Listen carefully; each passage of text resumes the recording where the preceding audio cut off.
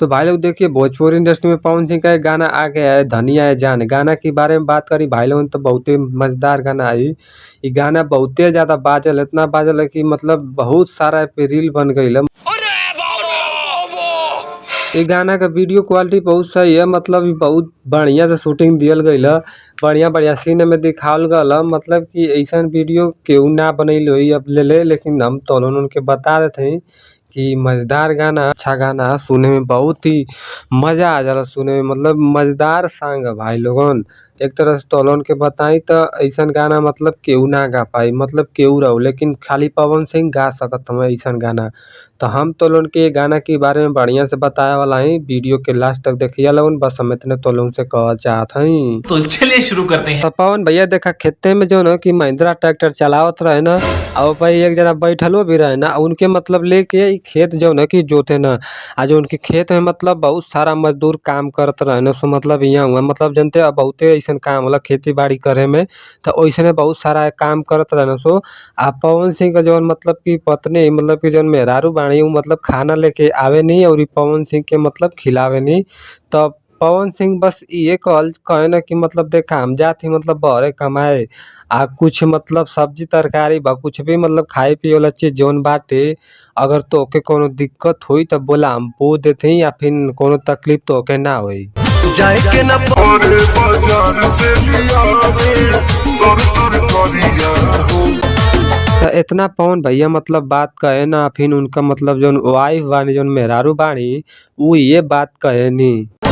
3 कट्ठा 1.5 कट्ठा भंटा पूरी गाना जौन बा खूब देसिया स्टाइल में मतलब कि बनावल गईल बा, जैसे खेते बाड़ी में जैसन काम धंधा ना होला वैसने में शूटिंग दियल गईल। मतलब कि पवन सिंह मतलब फरसा लेके चले ना, और बहुत सारा जौन एमे आदमी बाड़े वो काम करत रहे लोगन, और जौन बा भंटा मरचा तड़िया जो कुल कराई उराई में रख के खेते में मतलब वीडियो का शूटिंग में दिखावल गईल। वाह क्या सीन है। और एगो बात तो उनके भाई लोन बता दे तो पवन भैया कहे ना कि मतलब देखा हम भर सब्जी में बो देब, लेकिन बस तू टाइम से मतलब कि पानी डाल दो करिया तब सब्जी हो जाई। एगो काम कर दिया खाली टाइम से डाल दिया पनिया ये जान। बात तो सही है।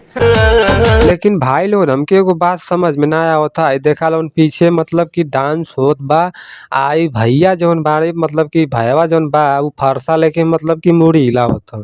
मतलब का यार शूटिंग दियल गई मतलब देसिया स्टाइल में, यो मतलब एक्टिंग मारत बा बहुत बढ़िया। वाह क्या एक्टिंग कर रहा है।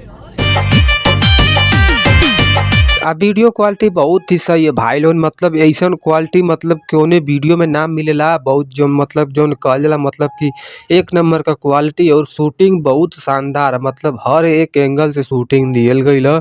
गाना भी बहुत सही है, आई गाना बहुते टॉप लेवल का गाना। एक गाना पर व्यूज तो उनके देखा दी तो 15 मिलियन व्यूज आ गई, मतलब व्यूज के मुकाबला में ये केहू से कम ना है। गाना पे बहुत सारा रील भी बन रहा था। गाना के भाई लोग बता दें कि के लिखले है, तो गाना के जो लिखले वो विजय चौहान हम भाई लोग, मतलब जौन गाना लिखे ना बहुत शानदार लिखे ना।